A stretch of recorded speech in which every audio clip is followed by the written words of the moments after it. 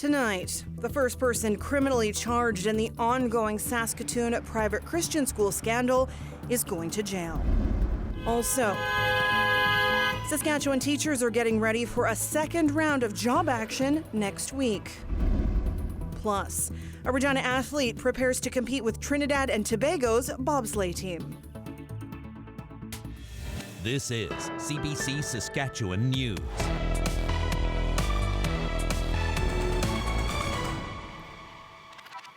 It is Thursday, January 18th, and the CBC Saskatchewan News starts right now. Good evening and thank you for joining us. A Saskatoon judge has sided with the Crown in the sentencing of a former coach who sexually abused a student. This is the first person criminally charged in the ongoing private Christian school scandal to be going behind bars. Jesse Anton reports. I actually get to see justice. I've been fighting for this for so long. Jennifer Beaudry is beaming as she walks out of Saskatoon Provincial Court, knowing the man who abused her as a child will be behind bars. Aaron Benawise was sentenced to 2 years less a day in jail, plus 3 years probation. It's what the Crown had argued for earlier this month, but the judge said in her eyes, Benawise could have been put away for double that time. And for Beaudry, that was validating. She did a really, really good job about portraying that you have to pay, there's consequences for your actions, and I'm sorry that you're trying to run away from them, but you need to go to jail for a couple years for this. Last fall, Benawise pled guilty to sexually assaulting and sexually exploiting Beaudry. It goes back more than a decade when she was a student, and he was athletic director at what's now known as Legacy Christian Academy in Saskatoon. Benawise began pursuing Beaudry when she was 13. He was 32. Benawise now has to be registered as a sex offender. This is the first criminal conviction in the ongoing private Christian school abuse scandal. It is obviously an impactful day for the civil case as well. Nearly 24 former staff members from the school are named in a $25 million proposed class action lawsuit. Former student Caitlin Erickson is a lead plaintiff, and she was in court for Benawise's sentencing. And it really just speaks to how children in that type of environment were just really seen as nothing and not important. 3 other people connected to the school and adjacent church are criminally charged. They're awaiting trials this spring and summer. Until then, Beaudry hopes her victory sends a message to other survivors of abuse. It's not a hopeless fight, even though a lot of times it can feel like it, and there was a lot of systemic setup for us to not get to this point, because this was the ultimate point that the church didn't want to get to, that the families didn't want to get to, but we're here now because it needs to happen. This is the right thing that is happening. It's the right thing to do. Jesse Anton, CBC News, Regina. More than 13,000 teachers in Saskatchewan will once again walk off the job on Monday. The Saskatchewan Teachers Federation says this will be another one-day province-wide strike where teachers will picket. Earlier today, the finance minister announced Sask Energy and Unifor Local 649 reached a new collective bargaining agreement. Donna Harpower says she's hopeful they can reach a deal with teachers too, but she says teachers are asking for 23.5% salary increase, making bargaining a challenge. But teachers say this isn't about money. The challenge of what the teachers are asking for is they want a salary increase plus CPI, which is not in any other bargaining agreement that we have. So CPI has been high. And we continue to say that this is not about salary. The big issue at the bargaining table that teachers have been bringing forward is around class complexity. But our salary proposal has looked at addressing the loss of purchasing power that teachers have experienced over the last two provincial agreements. Since 2017, teachers have lost 8.5% of purchasing power.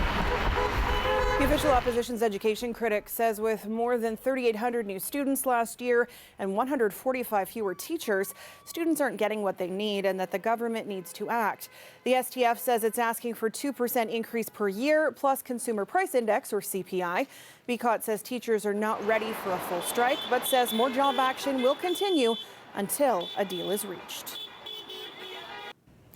Today is the fourth day into the public inquest examining the mass stabbings at James Smith Cree Nation and the village of Weldon. Another emotional day of testimony. Miles Sanderson's former partner Vanessa Burns spoke at the inquest for the first time. The CBC's Jason Warwick is in Melfort for this, and he joins us now. Jason, tell us about what you heard today. Well, as you said, Ms. Sanderson, the former partner of Miles Sanderson, testified today, and she spoke about those days leading up to September 4th, 2022, the tragic day, but she also spoke about the years leading up to that, and she spoke of a troubled relationship with Miles Sanderson. She spoke of abuse and alcohol addiction and attempts to get better that tried and failed. She talked about how he would be in and out of prison, and she would try and keep their 5 children connected to him, but she said she stayed mainly because of shame and guilt, and she felt she could not escape that relationship, even so much so that in 2020 she believed him to be changing and wrote a letter in support of his release to the parole board, which she says she does and now regrets, but did it out of fear and shame. She talks about in the days leading up to the stabbing massacres, in those 3 days, that he pressured her to go with him to sell cocaine in James Smith in the community. And after several days of doing that, she told him she did not want to do that anymore. She did not want to participate in that anymore. He attacked her. And that is what really put the events in motion that led to the September 4th massacre. We also heard from Skye Sanderson, and now she is the partner of Damien Sanderson, Miles's brother, and Damien was the first victim of Miles Sanderson.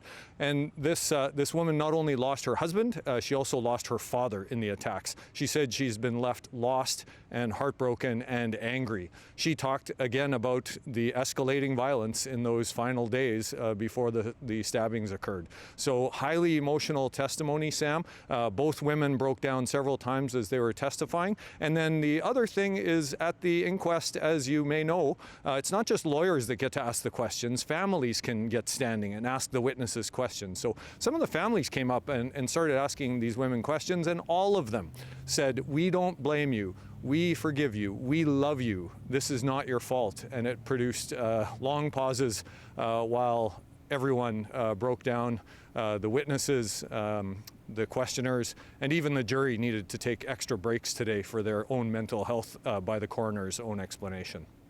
Sounds like some really powerful moments there, Jason. What was the reaction to this testimony yesterday? You told us that we were seeing fewer numbers in that court. Yes, there are not a lot of people here today. There were a few more today when the community members were speaking. They were there to support these 2 women. There was some emotional testimony this morning as well from the commanding officer of the Melfort detachment at that time. And he was actually questioned by the daughter of Earl Burns, one of the victims who died in a school bus while pursuing Miles Sanderson, trying to apprehend him. Now, at least 4 RCMP cruisers passed by that school bus that had Earl Sanderson in the bus without stopping. And this commanding officer said he did that twice, but that he is so sorry, but they had multiple specific reports of attacks that were ongoing, and so they had to go to those residences first. He said that had he known that Earl Burns was in there, particularly because they were both veterans of the Princess Patricias, he would have stopped, and he said he's sorry, but they did everything they can amid the chaos, Sam. Who are we expecting to hear from in the days ahead?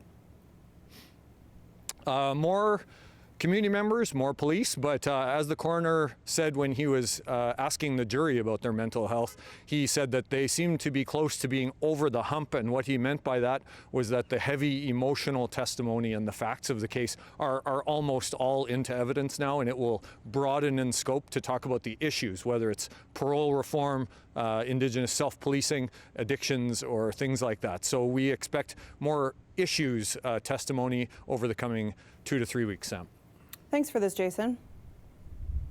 Take care. The CBC's Jason Warwick in Melfort tonight. The government of Saskatchewan is walking back how it's approaching drug users in the province. This after implementing the policy about 6 years ago. Starting today, the province will no longer provide clean pipes to smoke drugs. It will also stop providing information about how to use drugs safely. Third-party groups will not be allowed to use provincial funds to do that either. The province is requiring used needles to be handed over before agencies can provide clean ones. And the changes have left advocates baffled and healthcare workers angry. It just continues to convey a message to them that their lives don't matter. And, you know, the statements from the province and this position that they are continually taking, they're telling me that the 300 people accessing our services, it doesn't matter if they die. That policy hasn't really been endorsed for over 25 years because the science is quite clear it's ineffective. This is really counterproductive in terms of supporting recovery of people living with substance use disorders, and it will have the side effect of increasing infectious disease rates in Saskatchewan. The addictions minister says this is part of the province's shift to a recovery-oriented system. He did not provide any evidence, though, on how the new policies will help drug users in the province.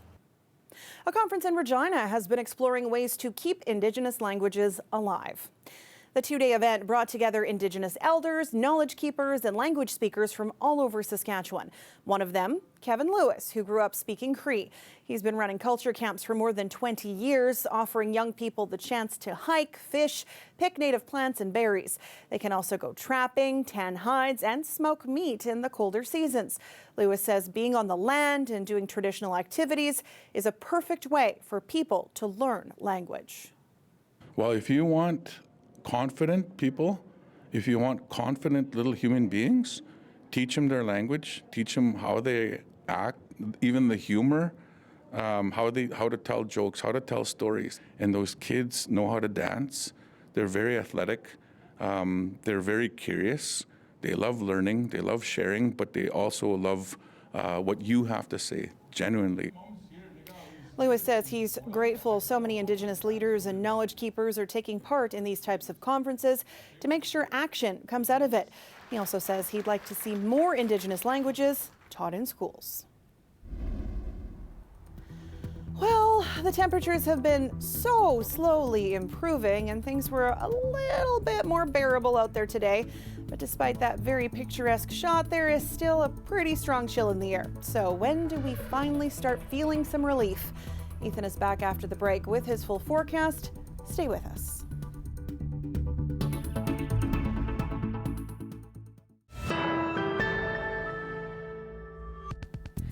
As winter's icy grip continues its hold, some Saskatchewan residents have woken up to a chilling surprise.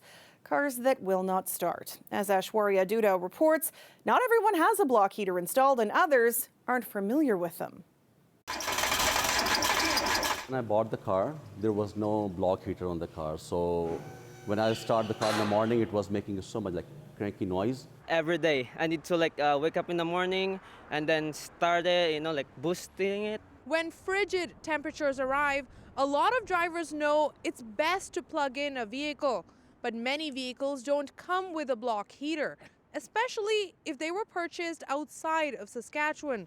A mechanic who installs block heaters in Saskatoon says it's common for car owners to find out they don't have the device installed, but when they do, he says it's usually too late. He says he's been receiving more than a dozen calls a day from people saying their car just won't start. It's a common problem, especially Saskatchewan. Especially because people move from other province, they don't have a block heaters. And here's the temperature, especially when it's go minus 40. And good luck to start your car without block heater. Dawood says everyone buying a vehicle in Saskatchewan should ask whether it has a block heater before they buy. Installing them generally costs around $250 or more, depending on the car. If you're not sure if you have a block heater, you can check for yourself. This is your block heater code. Just look around either one of side your engine. You can find your, if the car has a block heater, you can find this code anywhere on your either right-hand side, passenger side, or the driver's side. Dawood also says it can take up to 4 hours for a plugged-in block heater to warm up an engine. There are also battery blankets, which are less expensive and can help if a block heater is not an option. Meanwhile, Thossif says he feels a lot better now knowing his car will start in the morning. They should have block heater on their cars.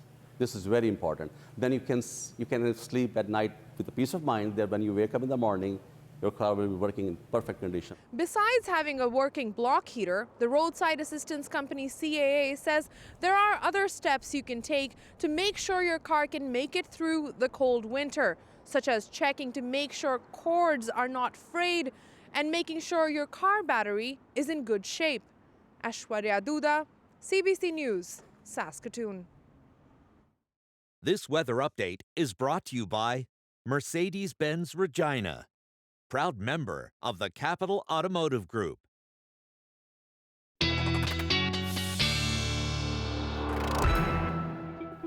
And our weather specialist, Ethan Williams, joins me now. What she didn't touch on is the teeny tiny thing on my bumper that I have to plug into that I couldn't find the first full winter and required YouTube instructions for. Yes, yeah, I think a few of us doing that, or maybe driving away with the block heater plugged in. Snow snakes, I think they call those, yeah.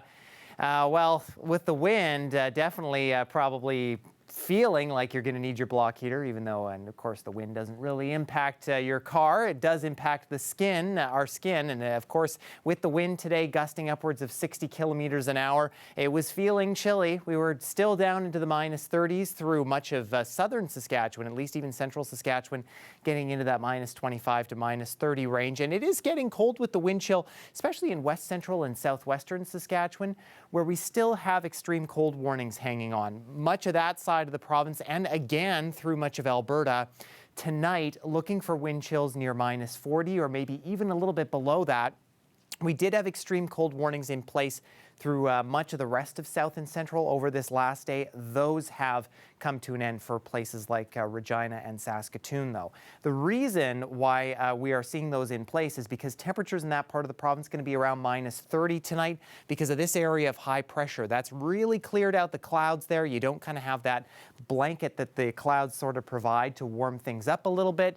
We still have that, though, in eastern sections of the province, and that's where we've been seeing a little bit of snow today. Radar just picking up a few pockets of it just south of Yorkton right now, though that should be diminishing overnight. We're really not expecting much more in the way of snowfall. That high pressure is going to begin moving eastward as we head through the day tomorrow, so a lot of us through the province expecting to see some clearing, save for maybe the far north, but then the high pressure is out of here as we start the weekend, and that means for a lot of us the weekend going to get progressively cloudier and maybe even a little bit of snow moving in to central Saskatchewan from Alberta as we get into Sunday. Now, in terms of winds, we will start to see those diminish. They, of course, have been gusty today, especially through southeastern Saskatchewan, but by tomorrow, all of us going to see a bit of a calmer day.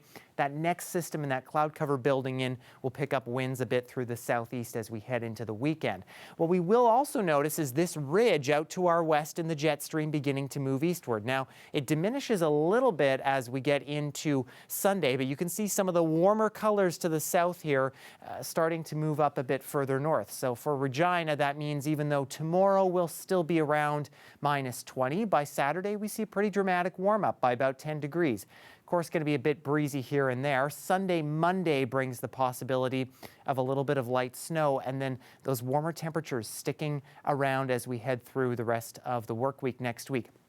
Saskatoon, I think you'll be a little bit cooler tomorrow, still into the low minus 20s, maybe feeling closer to minus 30 at times with a little bit of wind.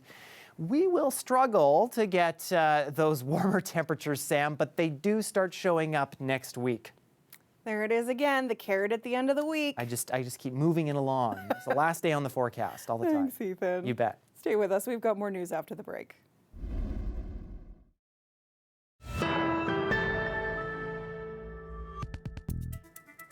Welcome back. Today is the deadline for businesses to repay federal COVID-19 pandemic loans. Almost 900,000 businesses and nonprofits received a Canada Emergency Business Account Loan, or CEBA loan, of up to $60,000, and up to a third of them could be forgiven if the outstanding amount is repaid by today. Otherwise, the debt converts into a 3-year loan with 5% annual interest. Businesses can also refinance the loan with a financial institution.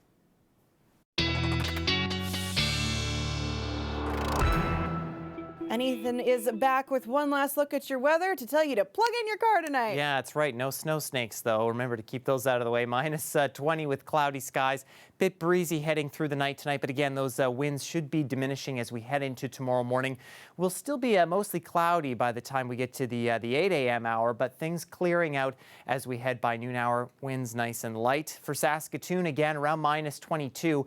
Keep your eye on that temperature because not really going to change all that much. We get to the morning and we're looking at very light winds, so not too much of a wind chill. But as we head into the afternoon with a mix of sun and cloud, even just a little bit of wind could make that still feel closer to minus 30 at times before the warm up into the weekend. There I go with that carrot on the stick again, Sam.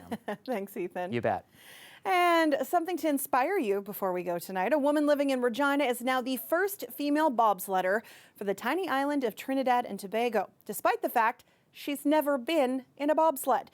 The international student is off to Austria tomorrow to start her Olympic journey. What do I know about bobsledding? Great question. I haven't been into bobsled before, so this would be my first time representing my country and first time doing bobsled. I know we are in a sled, I know we are going at a really fast pace, and I know it's a very high intensity sport. My country is located in the Caribbean, so we are not very versed on or in winter sports.